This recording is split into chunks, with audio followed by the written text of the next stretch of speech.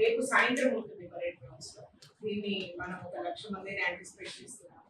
దీనికి సంబంధించిన elaborate security, law and order, traffic arrangements మనం చేసి ఉన్నాము.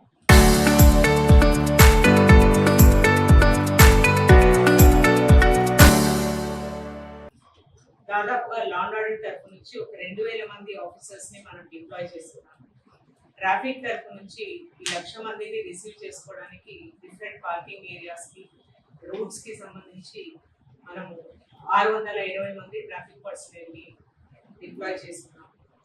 ఈ ప్రోగ్రాము దాదాపుగా డీసీపీ ర్యాంక్ లో ఒక 3, అడిషనల్ డీసీపీ ర్యాంక్ లో 5 మంది, ఏసీపీ ర్యాంక్ లో 21 మంది, ప్రొబేషనరీ డిఎస్పీస్ కూడా దీంట్లో మనకు పాల్పంచుకుంటున్నారు 61 మంది, 57 మంది ఇన్స్పెక్టర్లు, 226 మంది సబ్ ఇన్స్పెక్టర్లు, మొత్తం కలిపి దాదాపుగా 1045 మంది also ASIs, HCs, PCs, home guards అందరూ కలిపి 12 platoons, DSP platoons, AR platoons, Octopus, SOT, intelligence, bomb squad, sniffer dogs, ఇది కాకుండా 620 మంది ట్రాఫిక్ పర్సనల్, 2,620 మంది.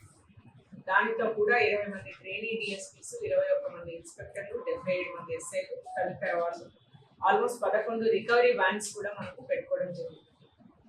ట్రాఫిక్ అడ్వైజరీకి సంబంధించి అందరు కూడా ఎవరైతే వచ్చే వాళ్ళు ఉన్నారో వాళ్ళందరూ కూడా 14 డిఫరెంట్ పార్కింగ్ ఏరియాస్ ని మనం ఐడెంటిఫై చేస్తున్నాము.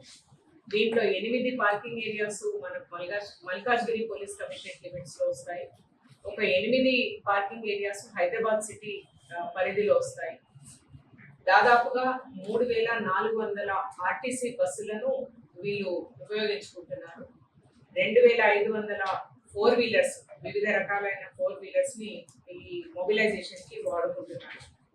వీటికి సంబంధించి 14 డెసిగ్నేటెడ్ పార్కింగ్ ప్లేసెస్ లో ముఖ్యమైన పార్కింగ్ మనకు ఐలా పార్కింగ్, అంటే ఇటు వరంగల్ సైడ్ నుంచి వచ్చే వాళ్ళందరికీ కూడా ఐలా పార్కింగ్ ఏరియా ఉంటుంది. తర్వాత ఉప్పల్ బగాయత్ ఉంటుంది, రైల్వే డిగ్రీ కాలేజ్ ఉంటుంది, ఆర్ఆర్సీ సికింద్రాబాద్ ఉంటుంది. దాదాపుగా దీనికి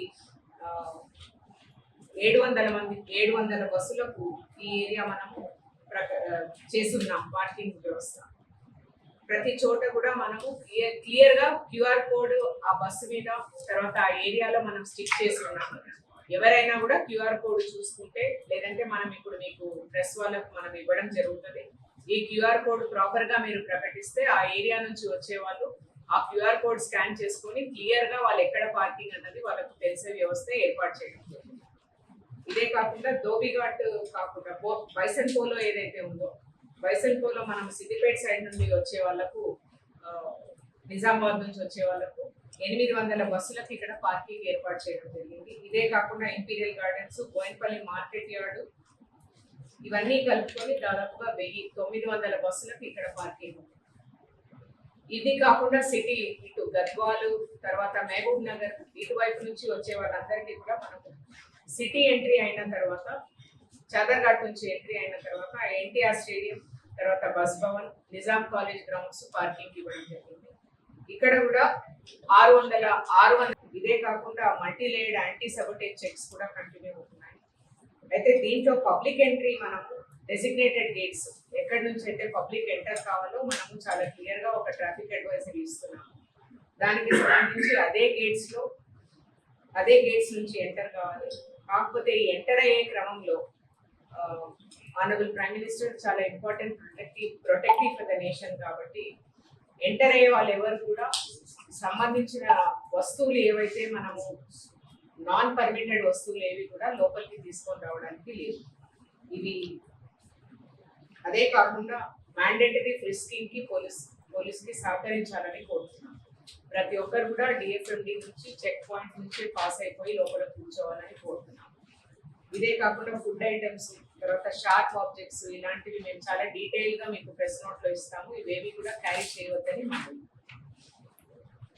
ఇదే కాకుండా ఏరియల్ ఆబ్జెక్ట్స్ ఏవి కూడా, డ్రోన్స్ లాంటివి ఏవి కూడా రాత్రి 12 గంటల నుంచి నిషేధించబడ్డాయి. ఈ ఏరియాలో ఎక్కడ including media people, general public ఎవరు కూడా ఫ్లై చేయకూడదు. నో ఫ్లై జోన్ గా ప్రకటించారు. ఎస్పెషల్లీ బేగంపేట పోలీస్ స్టేషన్ పరిధిలో, బోయిన్పల్లి, తర్వాత మారేడ్పల్లి పోలీస్ స్టేషన్ పరిధిలో ఈ ఏరియా వస్తుంది. ట్రాఫిక్ రెగ్యులేషన్స్ కి సంబంధించి